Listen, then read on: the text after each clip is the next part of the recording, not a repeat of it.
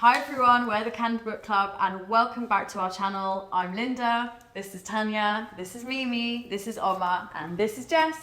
And we are going to talk about 2024 books, some that we've read and some that are coming out that we haven't read yet. So we're going to speak about a whole host of books. Hopefully you got your notebook there to take a list. And the one that we're going to start talking about is Jaded, because that's one that came out in February. We've all recently read it and loved it, and we had a book club with the author at Waterstones Piccadilly recently, and it was such a hit. It was such a wicked discussion. Yeah. So Jaded, take it away, guys. What did we think? It was brilliant. It was so well written, really engaging. You kind of knew what was going to happen, but also didn't. And actually, it was just a great story with great characters. What's not to love? Really, fleshed out. It's quite dark. It's really intense, but it's like addictive reading as well. It's one of those ones that you just can't stop and you don't want to put down. So I think it's a wholehearted 5 out of 5 from all of us. Yeah, definitely. So yeah. And I think for me, when I read the blurb, it was like, they always get my name wrong. And they always call me by my Starbucks name. And I was like, okay, I'm hooked on this. And also the fact that the author and the character in the book is a Korean, Turkish, British-born woman, female lawyer. And I was like, okay, like I need to know about this book. Yeah. So how she navigates the corporate world as well. It's so fascinating to read about. It's like a proper look behind the curtain, as it were. Yeah, it's just great. So guys, add that one to your 2024 reads if you haven't read it already. Next, okay, I need to shout out favourite books because we were like one of a select few people to get the brand new book by Amazing, which is called Little Rot, and it's out later this year, and honestly it's a bound copy. It looks illegal, but it's not, and we haven't read it yet, but yeah, we're gonna have to, I suppose. I mean, if we've been granted the privilege to like get a book like this, kind of have to respect it. So I think quite a few of us read the previous book. You Made a Fool of Death with Your Beauty, and like the few of us who read it absolutely loved it. So it's really, really well written. So excited to get hands on this one and get reading. Yeah. Then the other book that I want to talk about is Butter. Everyone was harping on about this book, Butter. It's like Japanese crime translated from Japanese into English, and apparently it's based on a true story. Okay. Guys, it just didn't work for me. It was like, I read it, I deeped it, but for me, I was like, I don't think this is the pace that it should be for a crime novel. I think it's a Jess book. I was going to say, this automatically means that I am going to love this book, and I cannot wait. Linda's just given it to me, so I'm very, very excited. Listen, I just saw the size of that book and I was like, no, I'm not going to touch that one. Yeah, you know what? It is a bit long. It's a doorstop. It's a bit long. Yeah.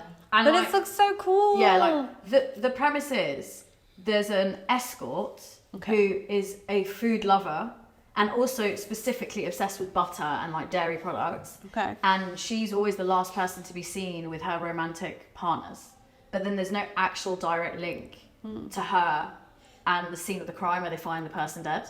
Yeah, so you're it's saying like she's by a serial circumstance. Yeah, she's a serial killer and she's in prison, and no journalists are allowed to go up close to her apart from this one who like piques her interest because she speaks about food. And then it's sort of good for me. It goes like this. Oh.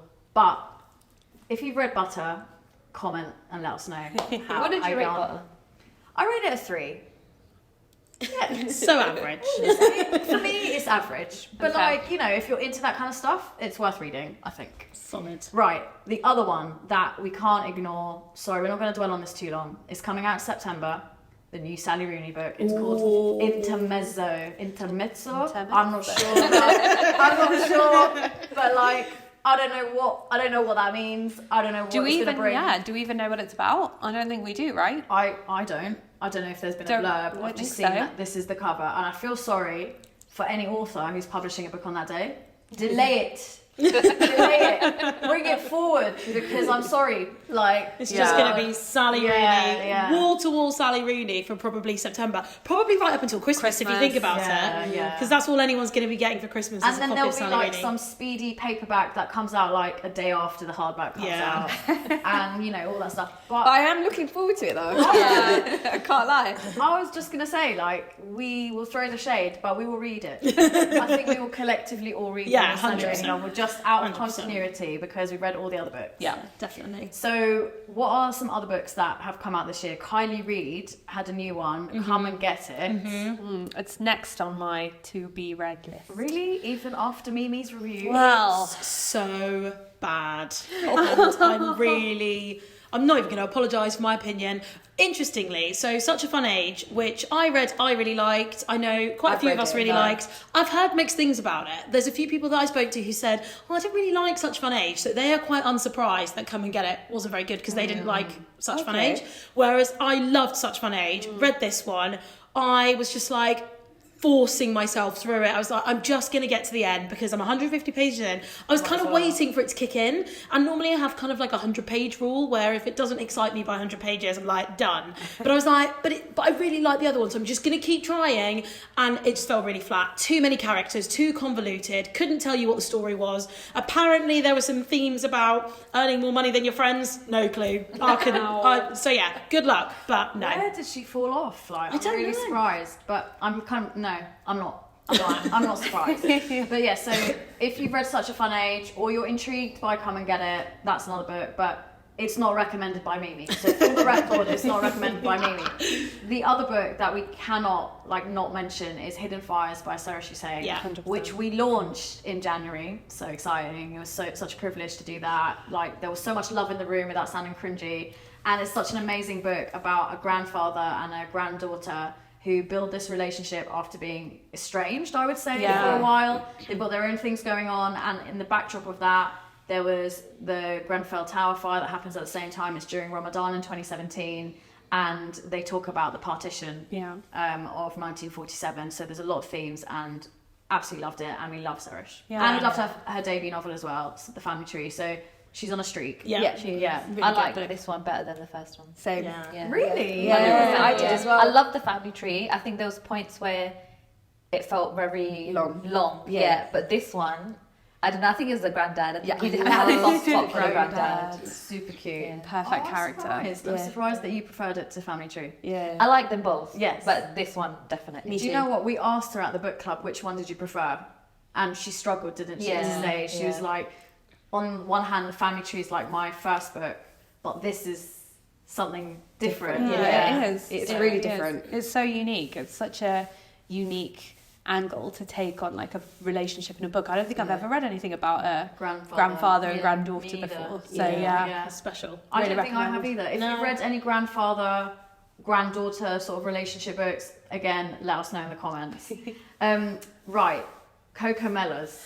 Me, I'm so excited that this book is coming out and that other people are going to get to read it. So I read last year Cleopatra and Frankenstein, which is a really dark book about a very doomed marriage. So of course I read it naturally as soon as I got married. But I read that, I loved it, and her new book Blue Sisters is coming out I think in a month or so. We were lucky enough to get an advance copy, and I absolutely love it even more than her first book. It's about 4 sisters called the Blue Sisters, so Blue is their surname. One of them tragically dies. This is not a spoiler because that's how the book opens. And it's just about their relationship with each other, with their lives, with their sister who's now gone and not being able to say goodbye. There's loads of other themes woven into it as well. It is rich white people doing rich white people stuff, but it's got an edge to it, and it's really fun, and I fell in love with it, so I'm recommending it. I'm glad you called it. That's the reason why Cleopatra and Frankenstein, I know different premise, but still rich white people doing rich white people stuff in New York. Yes. Yeah. Right. That's why I'm like, don't know. But I'll give this one a go just because you rated it so highly. I think so. I think that the underlying theme of like sisterhood, addiction, family, I think really works. So yeah, great read for me. We have to give Willie Vlautin a mention. So The Horse is coming out some point this year, and Oma, I'm so envious of you right now. The chosen one. Oma is the chosen one. Yeah, it was like personally addressed to you, this proof. It was like, Oma, we know how much you love Willie. Here's the book. And we were like, yeah, all right And then. the only thing that was missing was that you just weren't written about in the acknowledgements. Honestly, I did look in the acknowledgements for my name, but it wasn't there, unfortunately. And especially because I got a private DM on my personal account, not even the Candid account. So I was just like, guys, I screenshot it. I was like, oh my God, guys, look. Loved it. I loved it. It's such a short book. It's like just over 200 pages. You could probably read it in one sitting, but I like devoured it very slowly. I'd read a little bit every day, and it was one of those books that you can jump back into constantly. This man do no wrong. Do you talk about your husband like this? No. What talk about? What husband? We don't have husband. I hope he doesn't watch this video. For context, guys, we know and love him. We've done 2 events with Willie Garton so far. One online, Yeah. one in person. Yeah. You're So he does know who we are. We're not just random weird stalkers.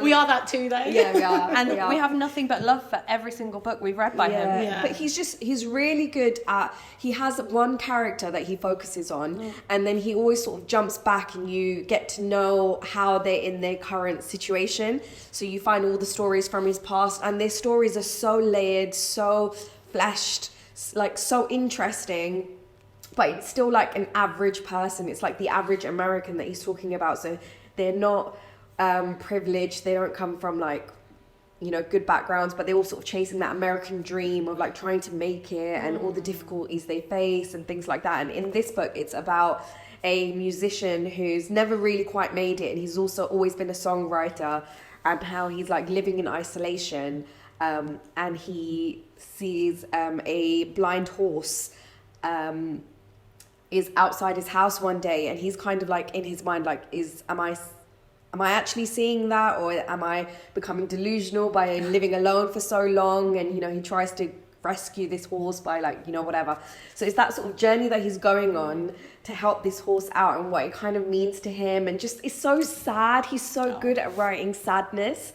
I didn't cry, surprisingly, but it's something that I would read again. It's so good. I cannot recommend his stuff enough.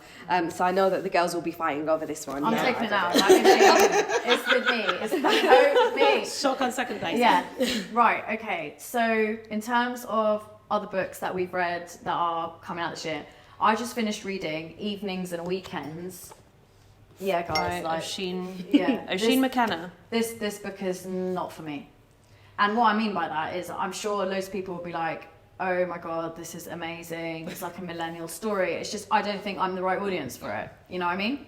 If I was, I'd be like, yeah, this has changed my life, but it hasn't. And I'll tell you why.